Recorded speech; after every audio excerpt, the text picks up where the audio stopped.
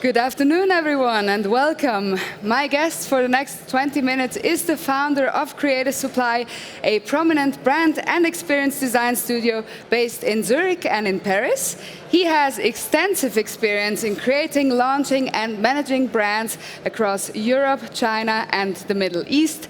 Last year, he released his hospitality concept handbook, and he has written numerous articles on brand strategy. Additionally, he shares his expertise with the students of AGC Paris, ESSEC, EHL, and EPFL. And it's a great honor and pleasure to welcome him here today, Youri Sawerschel. Hi, Youri. Thanks, Claudia. Hi, everyone, and everybody online. Thank you so much for coming. It's great to have you. So today's talk is not going to be on the philosophies of branding and storytelling. I'm sorry about that. Can you tell us what is our goal today? So we've got 20 minutes today, and the goal is going to be to speak about what is a hospitality concept, what it can do for you, and maybe how do we go about it? And if we manage to wrap this up in 20 minutes, I think it's a success. So before we get to these very juicy parts, I want to know, what do you think about the Swiss hospitality scene, the restaurants and hotels in Switzerland? Is this a trick question? The hospitality industry was extraordinarily innovative in Switzerland in the 19th and 20th century, with the Grand Hotel and the Brits that were coming. And then we did the thing that us Swiss, I can say it, I'm Swiss, we did very well. We preserved what we had. We preserved it so well that today we are a traditional industry. I think this is changing. It's changing in the cities because we see newcomers coming in, Zurich, Geneva, Lausanne, creating pressure, which I think is good, competition.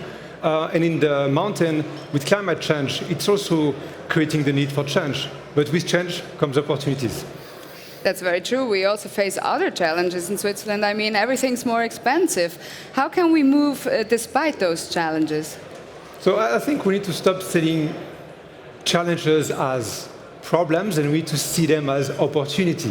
And we need to move from a mindset of let's avoid the cost and this is going to cost so much to how do we create value that is so good and so great that people are ready to pay for it.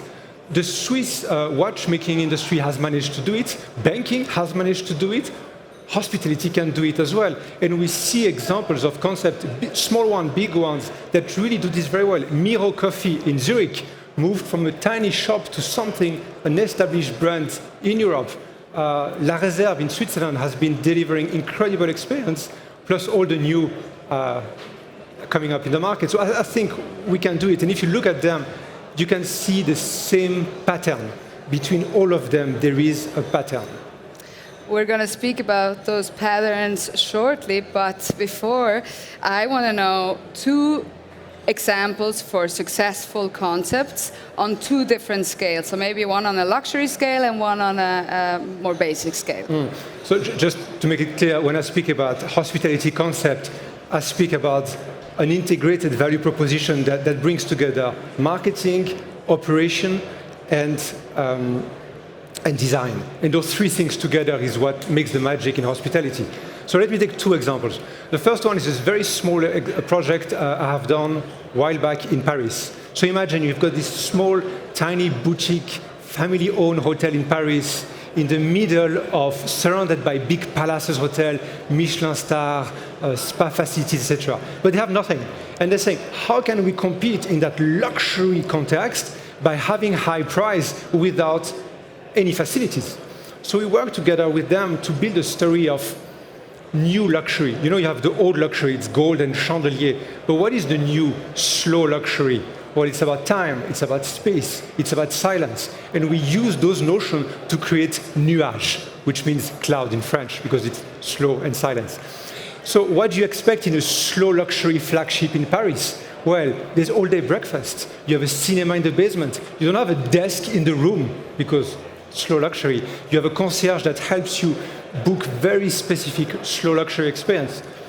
Customers loved it. The media spoke about it for free so much, and the finance, the revenue of the hotel, which is what interests real estate owner, skyrocketed simply because now this whole thing makes sense. And you asked me two examples. So the other one is something closer to home in Montreux. This is a project that literally relaunched 2 weeks ago, so it's very fresh.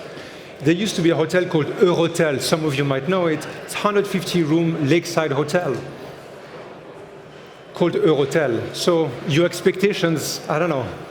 I don't know. Sounds a little... Sounds a little bit dusty. Dusty. Yeah, so we say, well, how can we make that place sexy, get the locals to come, get the international to come? So we work together on a concept to build this place as a cruise ship without leaving the shore.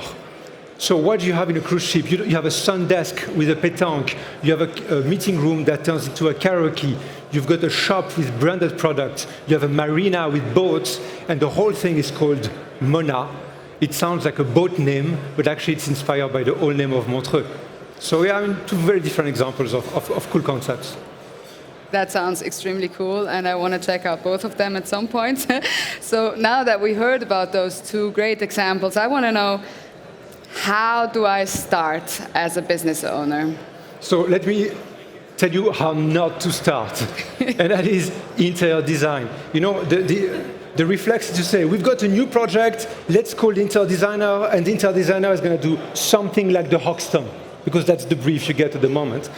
And then nobody will have a clue of what's the marketing proposition, what's the operations, and the design is just going to be inspired by taste. So wrap that, start with a story which informs an integrated concept. And if you start just doing this, which 50% of my project is not the case, to be clear, you already are on the path to success. Well, all you're saying sounds absolutely fantastic, but I see one problem. What do I do if I have zero budget? I mean, it should be possible to do something cool even for So you're the Swiss business person asking me Yes. if you have no money, just to be clear about the question. Okay. So if you have no money, I would first challenge whether you are the good person to run the business, number one. Number two, joke aside, let's imagine you have no budget, zero budget at all. You've got to focus on the story you tell. How are you going to contextualize your offering? Yeah. And instead of speaking about state-of-the-art facilities and great location for families and leisure included, like your 100 competitors, you might want to speak about it differently. And by doing this, you're going to bring on board new types of people. You're going to bring on board new type of partners. Hopefully, they will bring you a bit of money so that step by step you can start. It's a mindset question. Yeah, so there's no great concept can survive without great storytelling, right? It's impossible because everything will phase out, but your story, you can keep it alive. You know, it's like the Olympic flame. Yes. You can always create a new chapter of your story, and that can evolve, and it's very hard to copy. What if it doesn't work? What if I have put a lot of work and dedication into something that I thought was going to be amazing, and then it turns out to be nothing? Life?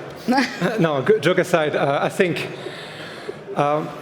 if it doesn't work, it can happen, which means something didn't go well in the process, and it's fine.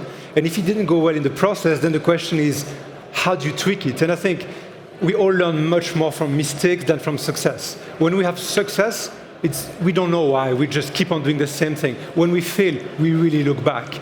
So we've done projects which failed in the past, and we always look back at why they failed. And there's two main reasons why projects fail. The first one is if it starts with interior design. Either it fails or the project is just average. Number two, if there's a gap of ambition between the owner and the concept. Because for us as consultants, it's very easy to develop a very cool concept, but can the owner deliver it? And I think making sure that it's not just paper, but it's a pathway to reality is very key. So I made a mistake once. It cost me a lot of business and money. So now we are very careful on managing this. So before you were speaking that you were saying that it's always the same pattern of a successful brand concept and storytelling. What is the pattern? Maybe in 5 steps, like they all have the same. I mean, I think if you look at successful concept, the starting point is never the product. It's a role, a purpose that you have. You know, Citizen M is not going out there saying, hey, we have prefabricated room and we cut the cost of staff so that we can have good margin. This is not the story of Citizenham. Citizenham is telling you, we build affordable luxury for global citizens. That's interesting. Soho House is not saying we have a very expensive membership clubs full of creative people and also bankers. They're saying we are connecting creative cultures.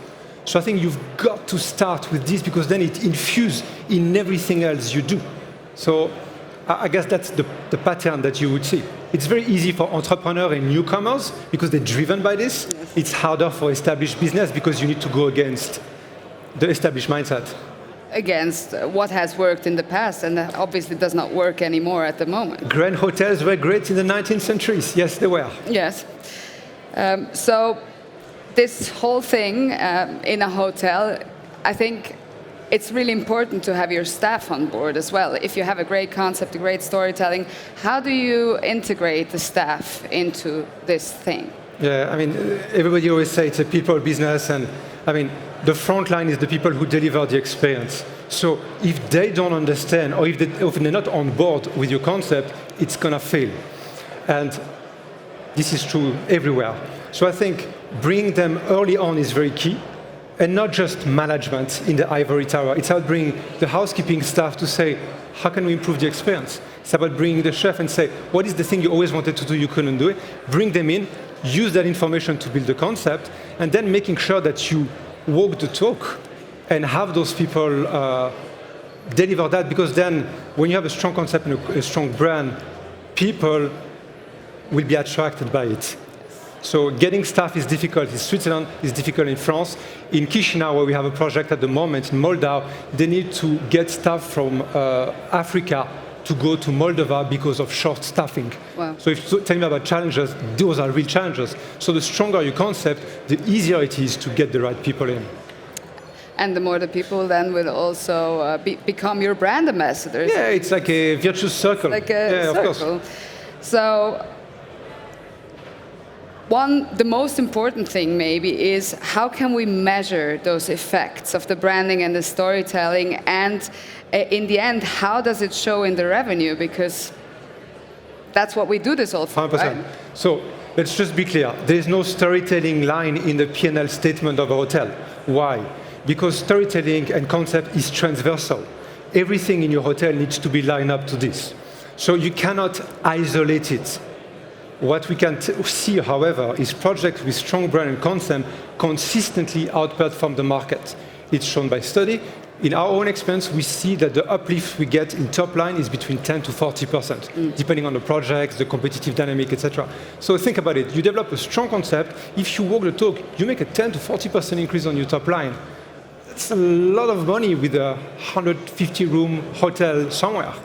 So, yeah, I mean, it's worth it, for sure. Definitely. Yeah, and the platforms and channels, what kind of channels would you prefer to tell the story? As in communication channels? As in communication, in the storytelling. Well, I think your first channel is your physical space. You know, your hotel, your coffee is your first channel. Does it look good? Does it smell good? Does it sound like something? Do you have a Kundenstopper, as you call it here? Is the experience great when people come? Do they want to come back? Do they want to tell their friend? If you do this well already, you're in business. Number two, your own channel. Your website is your digital headquarters. People are buying pictures of your hotel. They're not buying the rooms, they're buying the pictures. So is this looking really good or not? Once you've done those two things well, then you can start looking at social media channel. Yesterday was Facebook, today is TikTok, tomorrow is something else. They keep on changing. Social media channels are here to amplify your brand, amplify your concept. They will not solve your problem of not having a concept. I was speaking to an hotelier last week. He told me, we spend 100,000 euros for advertising on social media. I say, okay, and what are you telling?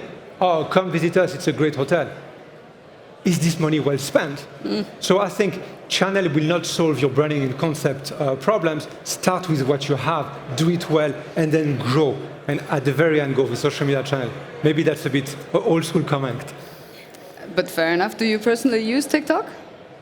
I use it as a way to be aware of what's happening, but we don't use it as a channel for us because the typical real estate owner of a hotel in Europe or Middle East. It's not We Gen don't Z. find them on TikTok that much yet. Might change. Yet, absolutely. Maybe what are your plans for the future before we wrap it up? Lots of projects ahead. We're dealing with projects in. We've got projects in Moldova, in Georgia, in France, in Portugal, in Istanbul. So I think for me the focus is always of pushing the envelope of each of them. And I always come with the passion. I always tell the team, let's make that project unique. Let's get it to a new level. And I think if we raise the bar everywhere, and hopefully more and more in Switzerland, like we've done with Mona in Montreux, the level is going to increase. So as a Swiss, this is all I want to see here, just to get the level up. Must be amazing to also work with all these different cultures and mindsets. And yeah, I mean, you have a great job. I think you're doing a great job. And thank you so much. Any final words you want to tell our audience or our online audience? Thanks a lot, Claudia. I think strategy before design. If you have to think one thing, think why you're doing it. Not just because this is how we did it or how we used to do it.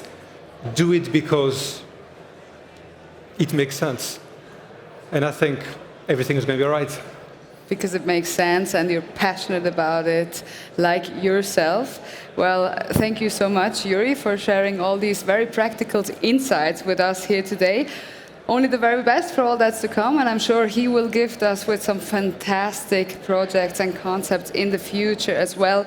We're sure all looking forward to that. If you all have any questions to Youri, will you stick around for a moment? Yeah, sure.